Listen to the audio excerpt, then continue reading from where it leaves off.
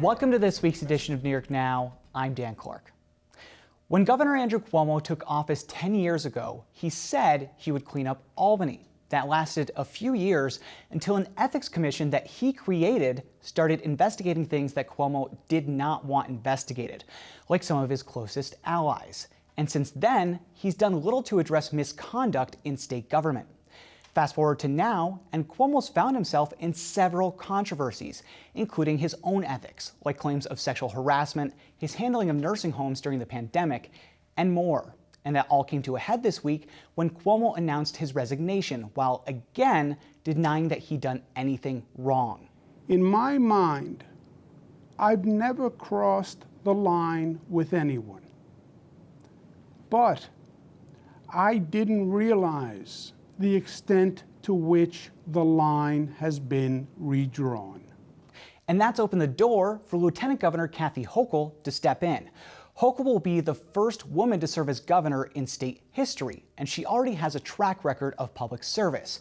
We'll tell you more about Hochul a little bit later in the show. But during her first remarks since Cuomo announced his resignation, Hochul made clear that, for one, she hasn't been close with Cuomo for quite some time, and for two, that her administration would look very different. No one who is named as doing anything unethical in the report will remain in my administration. And I'm going to stand right here. At the end of my term, whenever it ends, no one will ever describe my administration as a toxic work environment. And that might not be temporary. Hochul said the next day that she plans to run for a full term as governor next year. I am the most prepared person to assume this responsibility, and I'm going to ask the voters at some point for their faith in me again. But right now, I need their faith, I need their prayers, and I need their support to make sure we get this right. And there are now a lot of open questions and a lot to talk about. Let's get into it with Karen DeWitt from New York State Public Radio and John Campbell from the USA Today Network. Thank you both for being here. You're very welcome. So it's certainly been a week. I think it's been 2 weeks. It's just been, I know that we're all exhausted. It's been a year and a half, honestly.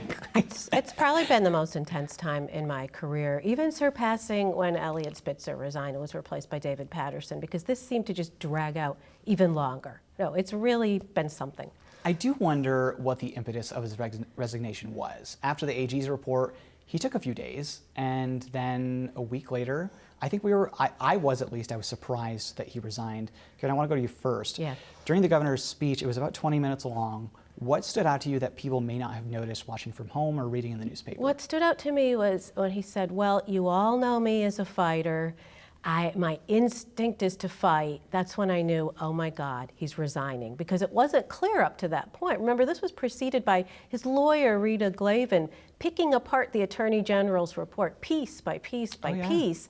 And then he came on, started talking about how, the report was all politics and he was a victim. And I thought, oh boy, he's going to fight. This is going to go on. That's probably what I thought. Yeah, probably till the eve of the Assembly drafting articles of impeachment, which is the track that they were headed. Mm-hmm. But I guess, on Monday, way back on Monday, Carl Hastie said, I'm not going to make any deals with the governor. It looked like impeachment was going through, and his top aide, Melissa DeRosa, resigned Sunday night. And I think the governor, who did want to fight on, realized it wasn't going to work. The dominoes certainly fell. Yeah, it was just going to get worse every day. John, what do you think? Well, I think, one of the things that I think a lot of New Yorkers probably saw clips of the governor's speech or maybe saw the governor's speech in full. But like Karen said, it was preceded by a half an hour of his attorney by name calling out the accusers and picking apart their stories here and there that, the members of the press certainly watched. So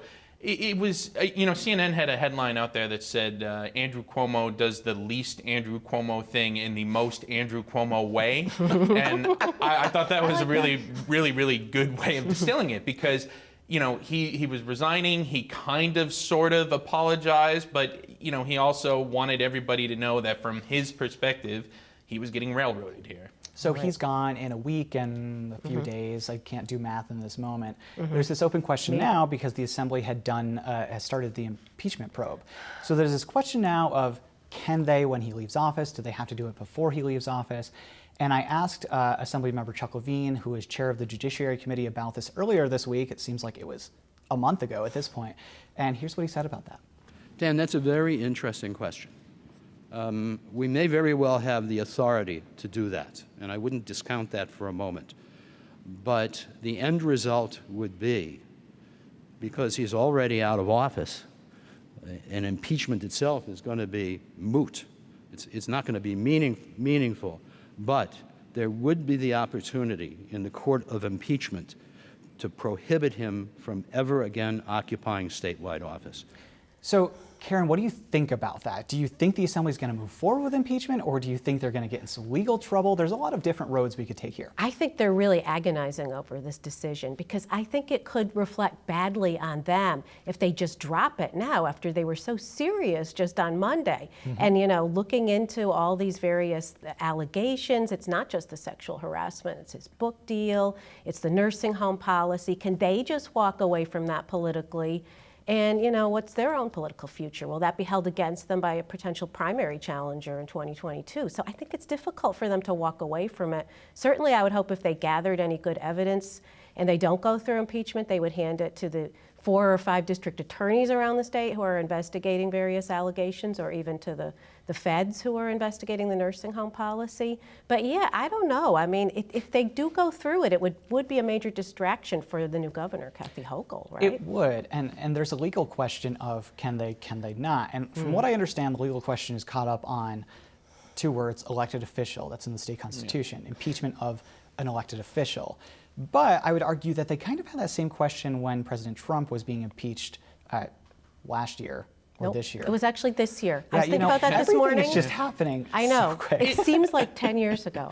Yeah. Well, and one of the things there with impeachment, and it's been used so rarely in New York State that there's no legal precedent. There's a very little legal precedent. William Sulzer was impeached in 1913 as the governor, and there are some like Supreme Court decisions there, but they never really advanced to the Court of Appeals. There's not a lot of precedent for this. So there's the question of if you impeach Andrew Cuomo before he leaves office, can you continue impeaching him after? I mean, there are a lot of legal questions that would get tied up in the courts. It might get there. We don't know. Also, Seltzer wasn't banned from holding office, and he Yeah. became an assembly member Yeah. a few weeks later. So perhaps it could be, Assemblyman Andrew Cuomo from Queens or something in a Goodness year. Who gracious. knows? Well, and that's the thing too. The Assembly can impeach. The Senate trial with the Court of Appeals.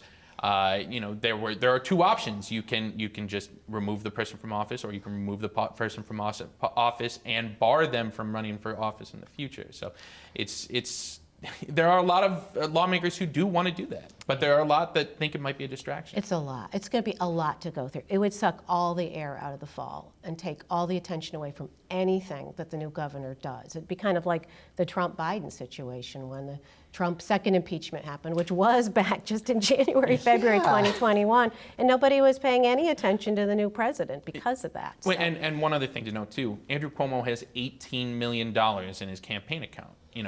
If he were to want to run in the future at some point, that's a lot of money. There was a quote from Jay Jacobs this week about that. I forgot who asked him. I think it might have been Spectrum. It might have been USA Today. But he said something to the effect of, Andrew Cuomo has $18 million.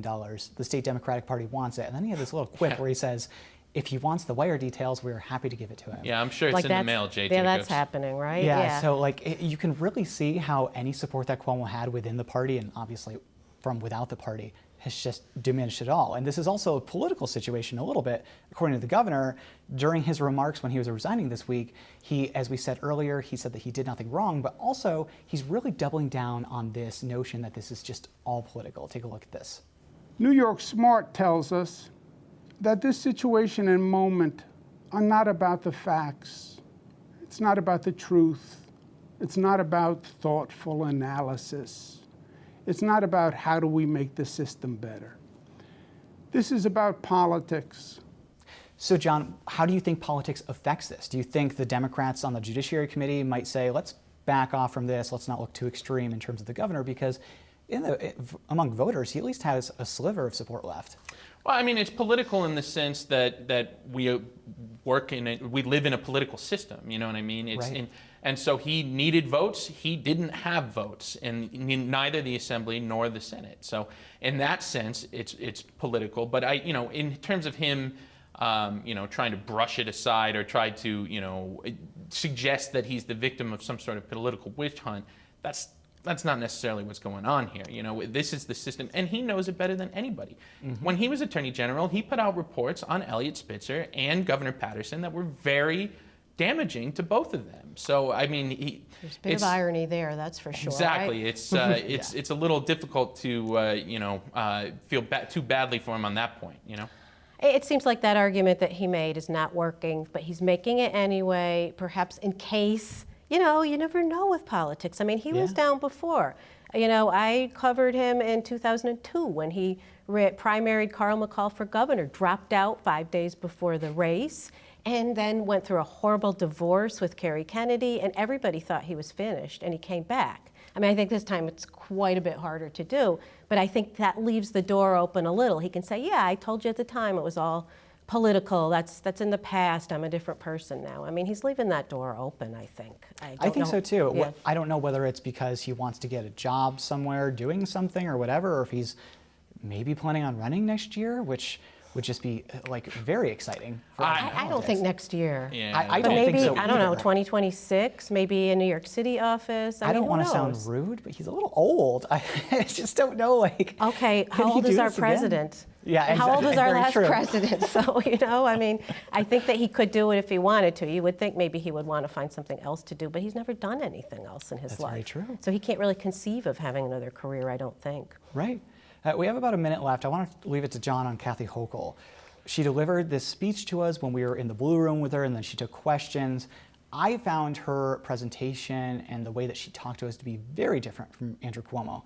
And I'm wondering, John, how do you think she's going to change the administration and maybe her relationship with the legislature? What's going to be different under Governor Kathy Hochul? Well, the thing that struck me is she made a point to say that whenever she's out of office, whenever her term ends, you won't be able to describe her work environment as toxic, and that was very clear that she was trying to differentiate herself from Governor Cuomo, because it's not just the sexual harassment claims, it's also he's left a trail of former employees who felt that the administration was toxic and built on fear, and that was documented in the Attorney General's report as well. So she's trying to differentiate herself from Andrew Cuomo. She made a point of saying that she was not close with Andrew Cuomo, which also happens to be true.